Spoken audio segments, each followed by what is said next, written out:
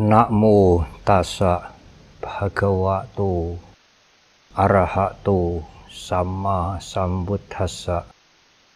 Namo tassa bhagavato arahato sama sambuddhassa. Namo tassa bhagavato arahato sama sambuddhassa. Sattha thaknang sila thaknang hiri ottapiyang thaknang sutta dhananca cagoca panyawe satamang thaknanti.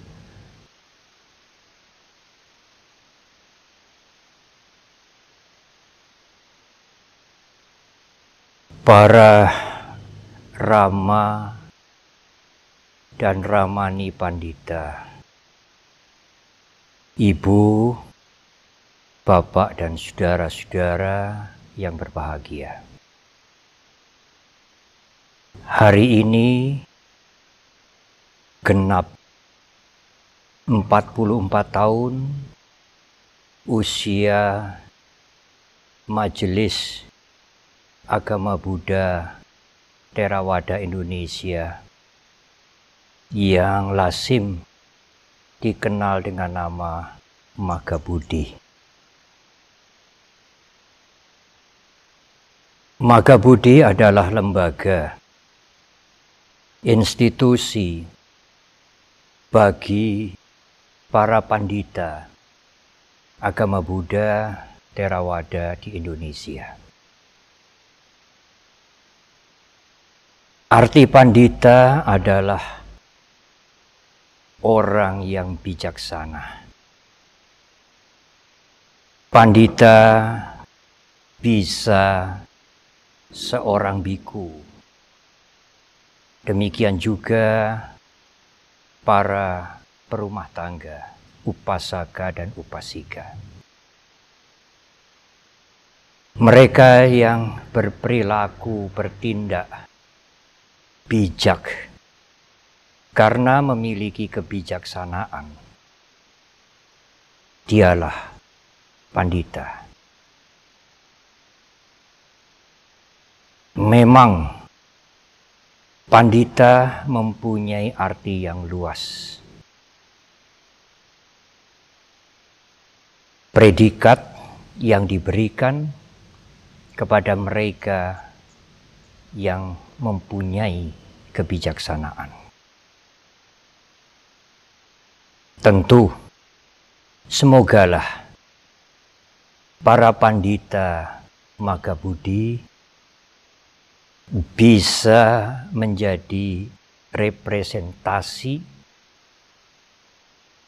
umat Buddha yang bijaksana. Pada waktu pertama kali saya mengenal ajaran Guru Agung Buddha Gotama, saya tidak mengenalnya, tidak mengenal Dhamma pertama kali itu dari seorang biku, tetapi dari seorang pandita. Betapa pentingnya peran pandita di tanah air kita ini. Dalam ulang tahun yang ke-44 ini, harapan saya yang sangat pertama adalah para pandita jangan berhenti untuk belajar. Dalam bahasa Pali disebutkan bahusuta atau bahu saja. Banyak belajar, banyak mengingat. Dari belajar itulah kita mengerti dengan baik Dhamma. Dan kita bisa menjelaskan dengan jelas, dengan benar tentang Dhamma. Kalau seseorang apalagi sebagai pandita, demikian juga para biku yang memberikan pendidikan, yang mengajar dhamma kepada masyarakat, enggan untuk belajar, maka dhamma itu sering ditafsirkan menurut seleranya sendiri. Tidak bijaksana menafsirkan dhamma menurut selera sendiri. Karena kita sebagian besar, kecuali para arahat, kecuali para sotapana setidak-tidaknya, belum terbebas dari kilesa, kotoran batin. Penafsiran sendiri bisa diwarnai dengan selera kotoran batin. Inilah pentingnya belajar, belajar dan belajar. Meskipun sudah puluhan tahun saya melatih diri dalam kebikuan, saya pun tidak pernah berhenti untuk belajar dhamma. Baik dari buku-buku, dari literatur, tetapi juga bertanya kepada mereka, apakah biku, apakah umat perumah tangga yang mengerti dhamma lebih baik dari saya. Dengan belajar itulah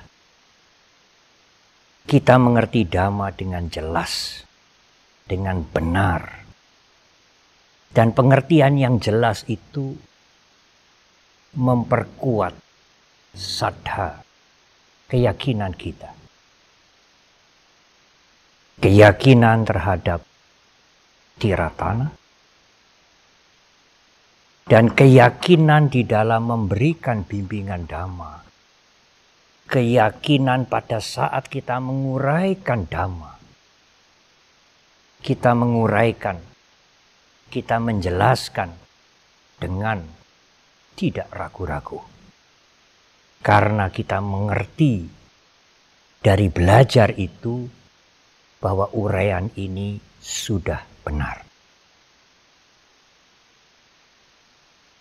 Ini adalah penting para rama dan ramani, para biku semua. Demikian juga ibu, bapak, dan saudara.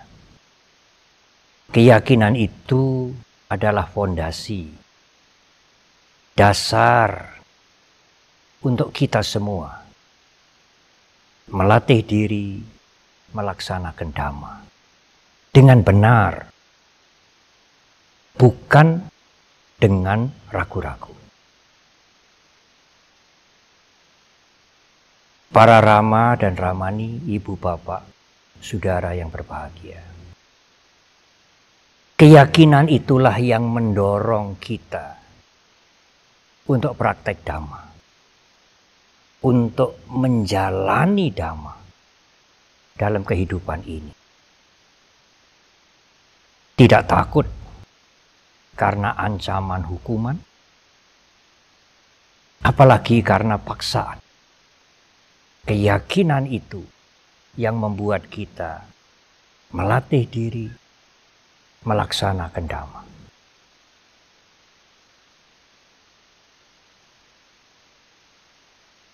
Dhamma utama yang menjadi latihan kita sehari-hari adalah mengendalikan diri. Keyakinan terhadap hukum karma, bahwa semua perbuatan akan memberikan dampak. Dan dampak itu akan datang pada kita.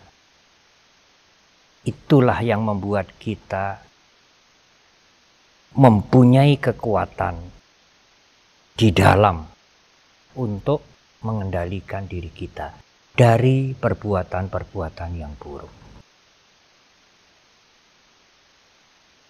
Para rama dan ramani utamanya,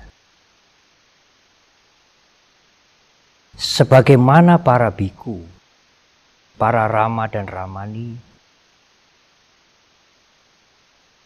tidak hanya mempunyai kewajiban moral, begitulah kalimat yang lebih mudah untuk dipahami,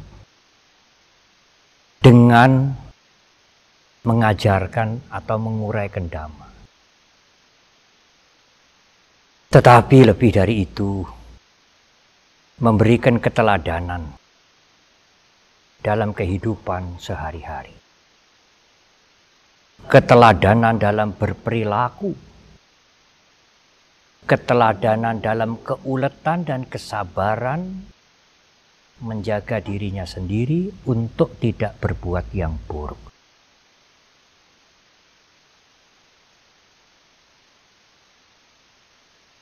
Para rama-ramani, ibu bapak dan saudara.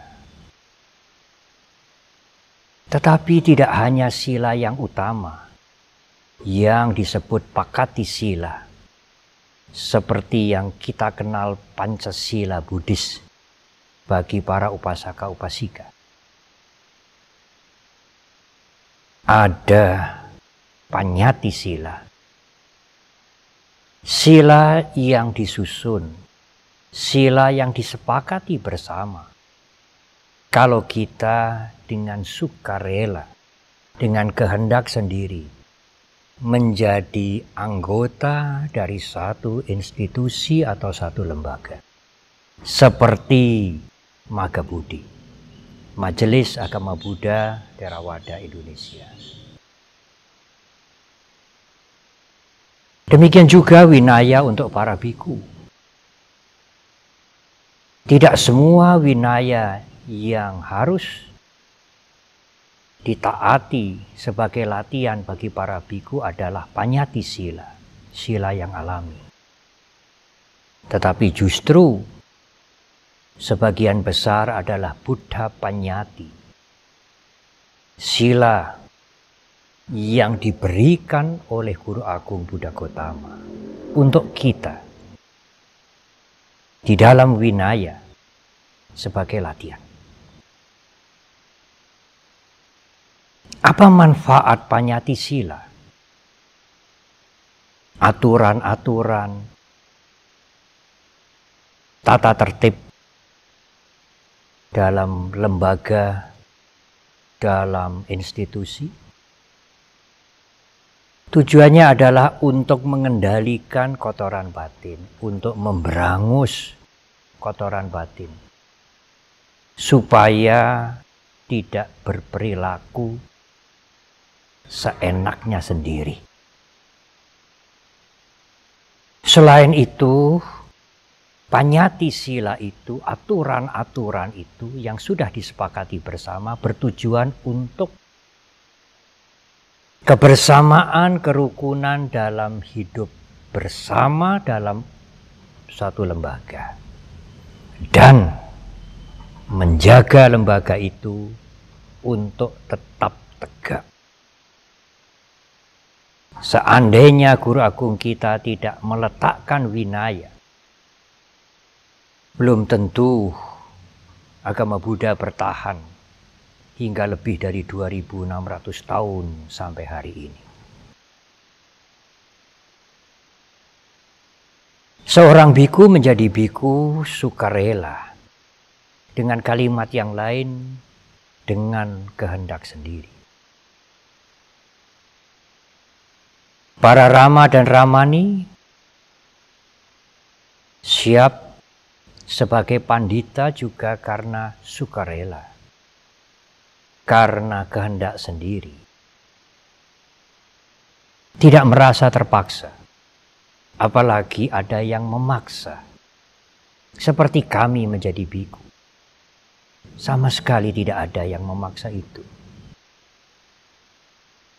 Tetapi tidak bijaksana, sangat tidak bijaksana, bahkan tercela.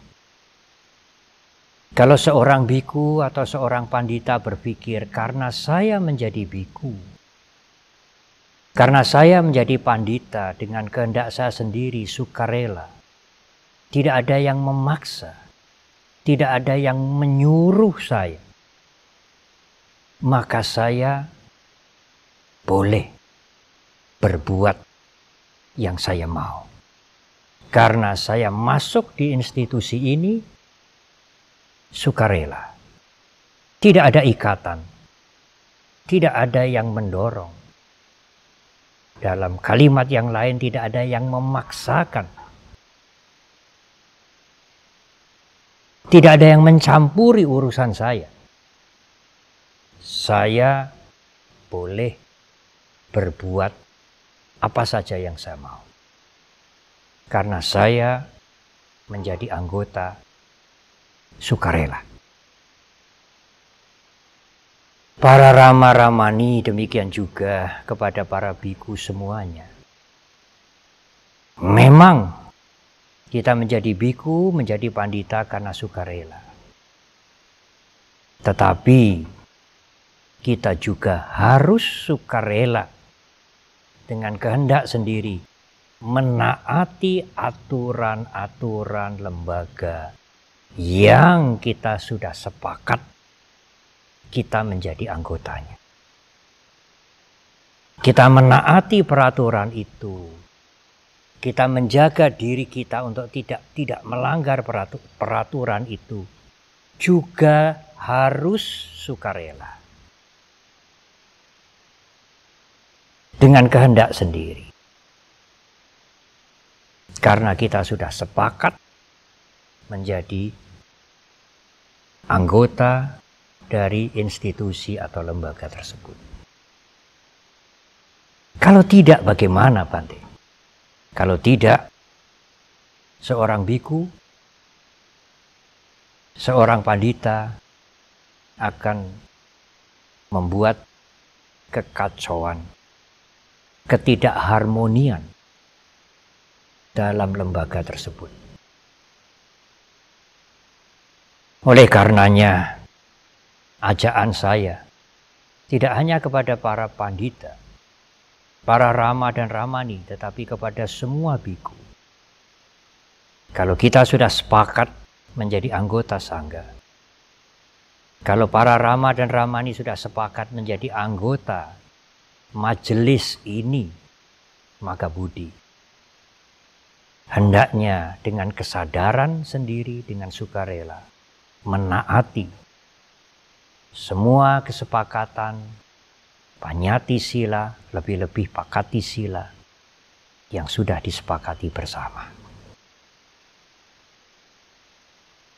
Kalau perilaku kita, perilaku para pandita baik, maka itulah keteladanan yang sangat berharga yang diberikan oleh para pandita, oleh para biku kepada masyarakat. Kehidupan sebagai biku, demikian juga kehidupan sebagai pandita, melekat dalam kehidupannya sehari-hari.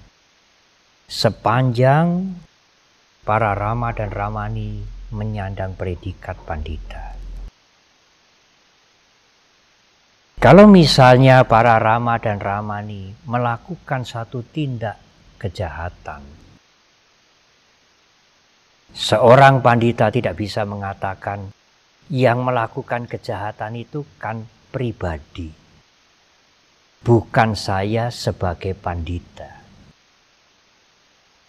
Sangat tidak benar pernyataan seperti ini.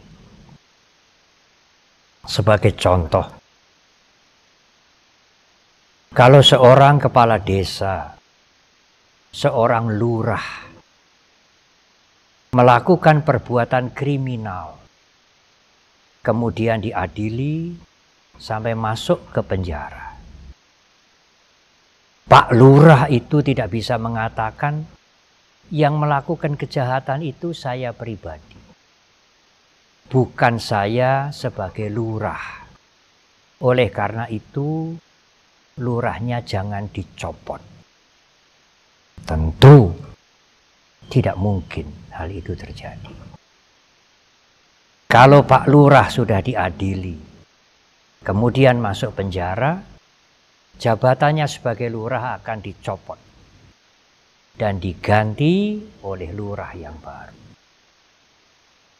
Dalam kehidupan sehari-hari, perilaku para pandita tidak bisa dipisahkan dari predikat pandita yang para Rama dan Ramani sudah sandang.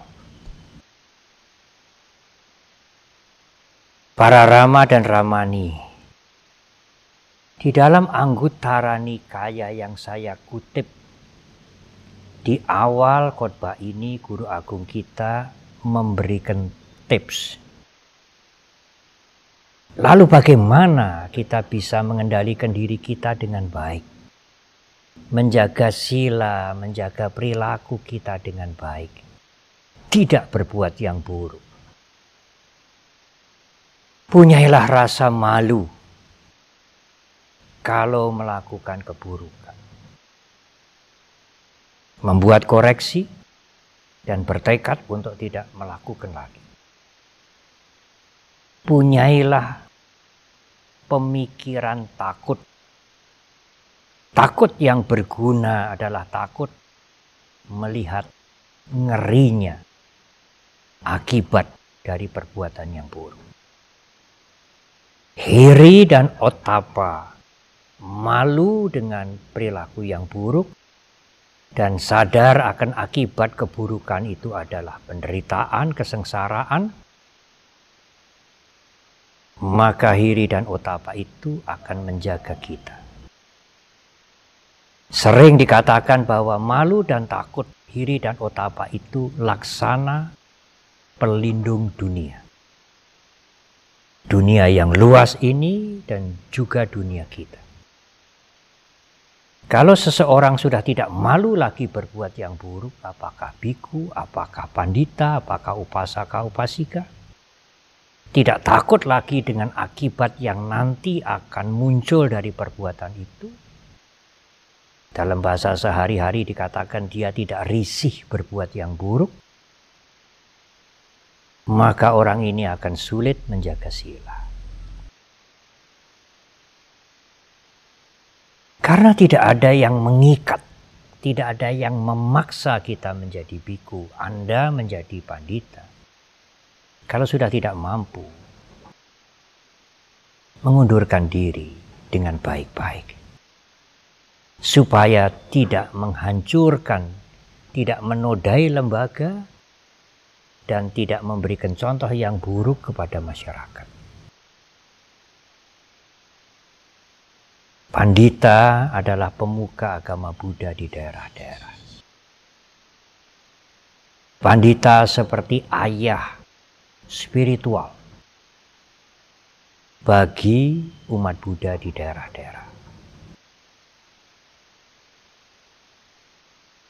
Keteladanan dalam perilaku keseharian sebagai umat perumah tangga, para pandita akan dijadikan contoh bagi umat Buddha.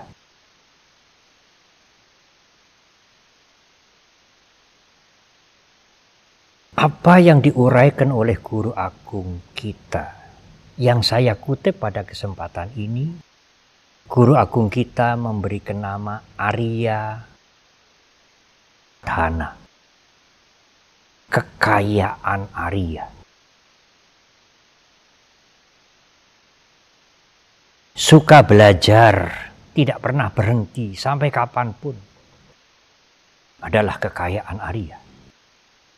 Menjaga diri untuk tidak berbuat buruk adalah kekayaan Arya.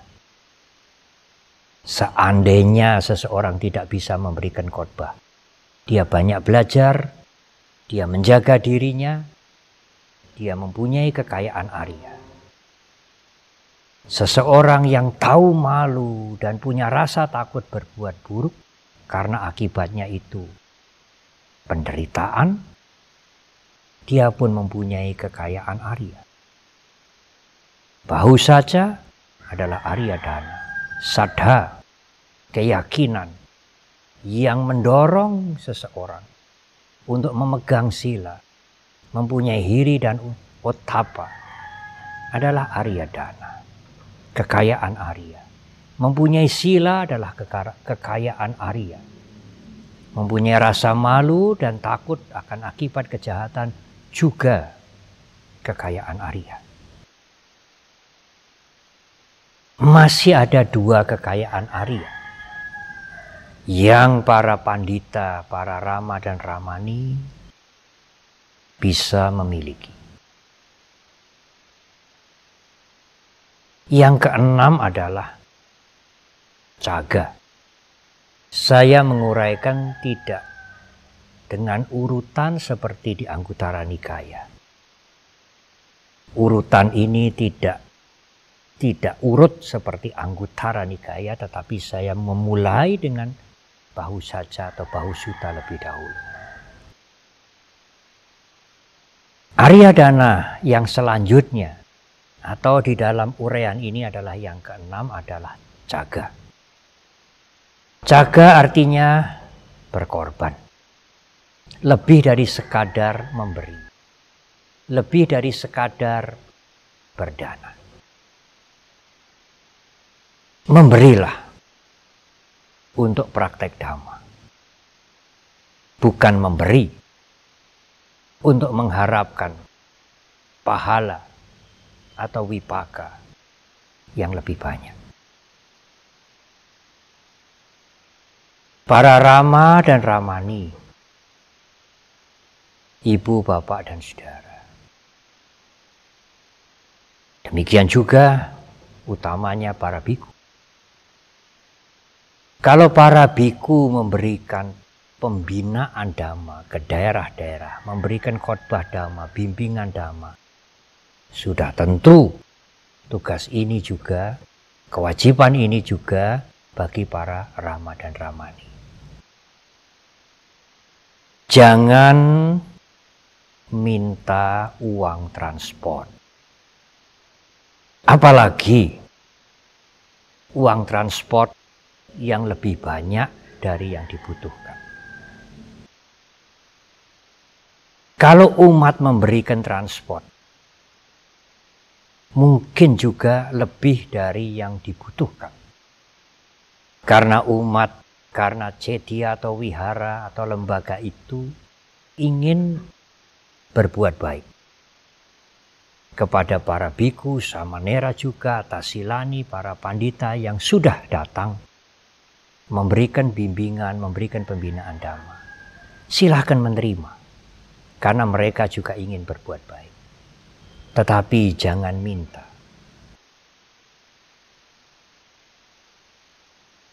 Ada pertanyaan, Bante, tetapi untuk bisa memberikan pembinaan dhamma ke daerah-daerah, harus ada transport. Kalau yang mengundang tidak menjemput, yang mengundang tidak memberikan transport, lalu bagaimana? Jawab saya adalah tidak perlu berangkat. Karena pihak yang mengundang juga harus mengerti kewajiban menjemput para biku, samanera, atasilani, pandita, setidak-tidaknya memberikan pengganti transport. Meskipun kita tidak pergi ke satu daerah, kita masih tetap mampu memberikan pembinaan kepada masyarakat. Perilaku yang baik itulah contoh yang nyata untuk memberikan keteladanan kepada masyarakat. Anda bisa menulis meskipun sederhana, apalagi di masa COVID, di masa pandemi COVID-19 ini. Justru tidak perlu pergi. Dengan rekaman, dengan tatap muka online, para biku, samanera, atasilani, para pandita bisa memberikan pembinaan dhamma, bimbingan dhamma, bahkan bimbingan meditasi.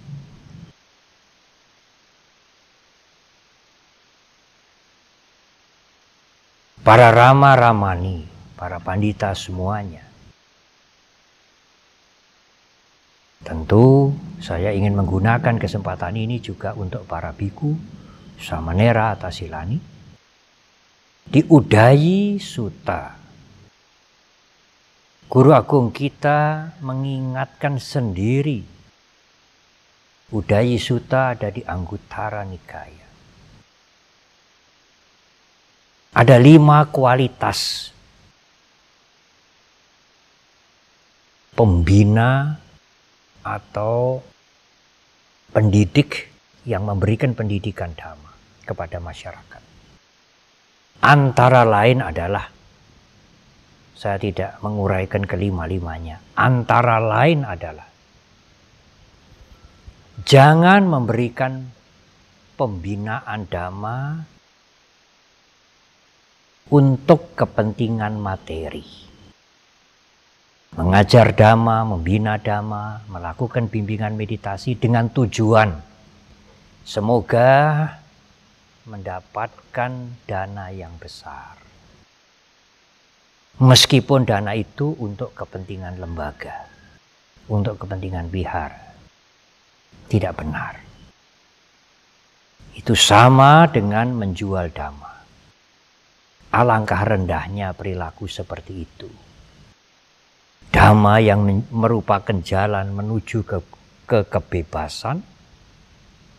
Guru Agung kita mencapai melihat Dhamma pada saat pencerahan sempurna. Kita menguraikan itu hanya untuk mendapatkan materi. Rendah sekali. Tercela. Kualitas yang lain Guru Agung kita mengingatkan. 2 di antara 5 kualitas ini. Jangan menguraikan Dhamma untuk aktualisasi diri. Memuji dirinya sendiri, menyombongkan dirinya sendiri, apalagi disertai dengan mencela yang lain. Menguraikan Dhamma dengan cara ini sangat tercela. Kebanggaan menguraikan Dhamma, meskipun tidak diucapkan, kalau itu timbul di dalam pikiran, sadarilah. Karena keakuan itu sumber dari segala kotoran batin.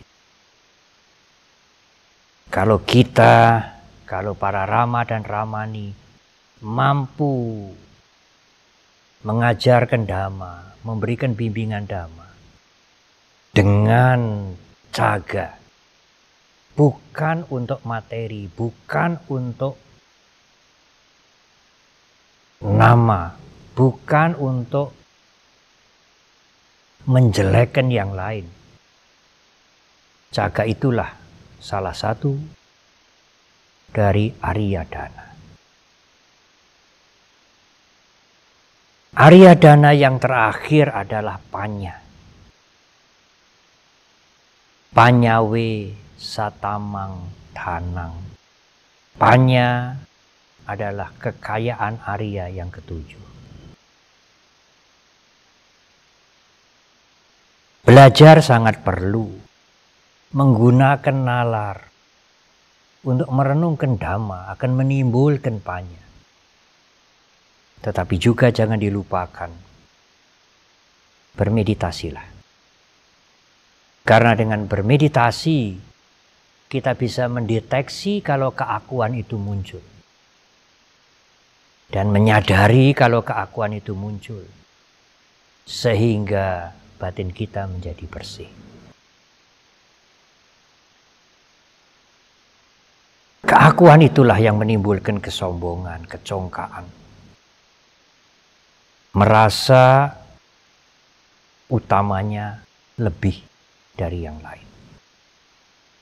Kemudian melahirkan ucapan yang aneh-aneh, perilaku yang aneh-aneh, yang tidak pantas dilihat oleh yang lain, apalagi menjadi keteladanan yang baik.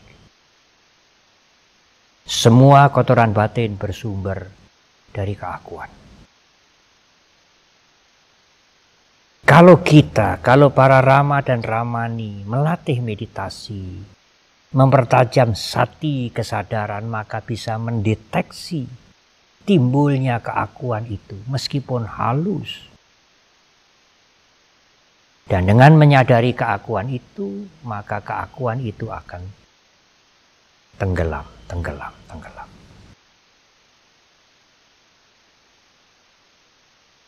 Anda menjadi orang yang rendah hati. Tidak usah membuat diri kita rendah hati. Tetapi dengan padamnya keakuan, meskipun belum sempurna, dengan berkurangnya keakuan, kita akan memberikan keteladanan hidup damai, rendah hati kepada semua orang. Betapa tinggi pengetahuan kita, betapa banyak pengetahuan para Rama dan Ramani. Betapa lama pengabdian para Rama dan Ramani, mungkin lebih lama dari para biku. Tetaplah rendah hati. Tidak congkak, tidak sombong. Tidak memunculkan keakuan. Dengan wajar. Bukan seolah-olah rendah hati. Rendah hati bukan buatan. Tetapi hasil. Karena keakuan itu sudah disadari. Dan karena disadari maka keakuan itu akan tenggelam. Panyawe satamang danang. Panya adalah puncak dari kekayaan Arya. Para Rama dan Ramani, jadikanlah lembaga Magabudi sebagai wadah. Jadikanlah kesempatan menjadi pandita sebagai sarana untuk melakukan kebajikan. Mengabdi demi Dhamma dengan memberikan bimbingan, pendidikan, penyuluhan. Tidak hanya kepada umat Buddha tetapi kepada masyarakat. Memberikan keteladanan kepada mereka. Tidak sekadar menguraikan Dhamma, meskipun Dhamma itu sangat tinggi dan para Rama-Ramani mampu menguraikan. Lebih penting dari itu adalah keteladanan. Di Anguttara Nikaya Guru Agung kita Buddha Gautama juga pernah menyatakan, Yaktawadi bhikkhave tatagato tata kari. Demikian juga sebaliknya, yaktakari tatawadi. Apa artinya? Oh para biku, apa yang Tathagata telah lakukan, itulah yang Tathagata ajarkan. Yaktakari tatawadi, apa yang Tathagata ajarkan, itu Tathagata sudah melakukan. Ini adalah ungkapan pendek yang mengingatkan kita untuk memberikan keteladanan. Sekali lagi, marilah kita memberikan keteladanan sebagai pendidikan yang nyata kepada masyarakat. Itulah sumbangsih terbesar kita, kalau boleh dikatakan. Praktek Dhamma dengan sungguh-sungguh sebagai keteladanan yang nyata yang kita berikan kepada masyarakat. Ada satu peribahasa yang menarik sekali dan saya ingin menggunakan itu sebagai penutup Dhammadesana khusus untuk ulang tahun ke-44 Magabudi ini.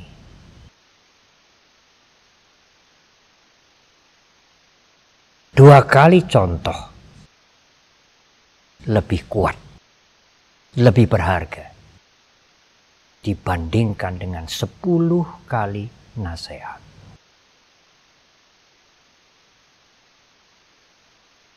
Seorang ayah yang memberikan contoh kepada anaknya bagaimana meletakkan sandal atau sepatu dengan baik, bagaimana menutup pintu dengan gentle,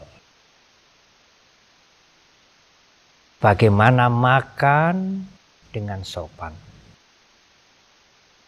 Seorang ayah yang memberikan contoh kepada putranya hanya 2 kali.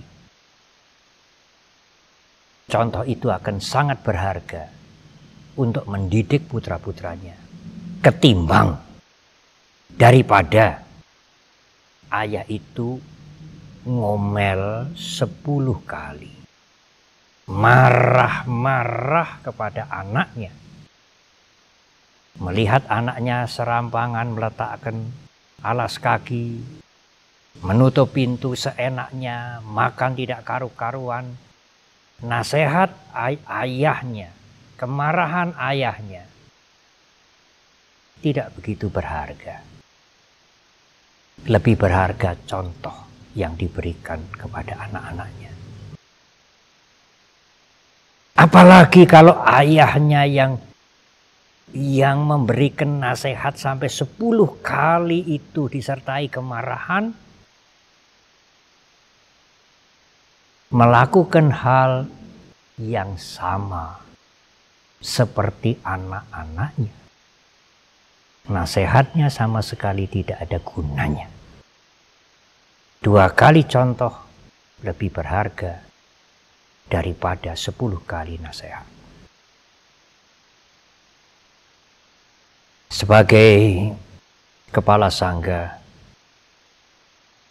saya menyampaikan selamat mudita kepada pimpinan dan segenap anggota warga Majelis Agama Buddha Theravada Indonesia, Magabudi. Marilah kita mengabdi bersama-sama dengan Sangga Theravada Indonesia, dengan Atas Silani, dengan para pemuda Theravada, demikian juga dengan wanita Theravada Indonesia. Dirgahayu Magabudi. Selamat ulang tahun yang ke-44. Semoga Tiratana selalu memberkahi. Terima kasih.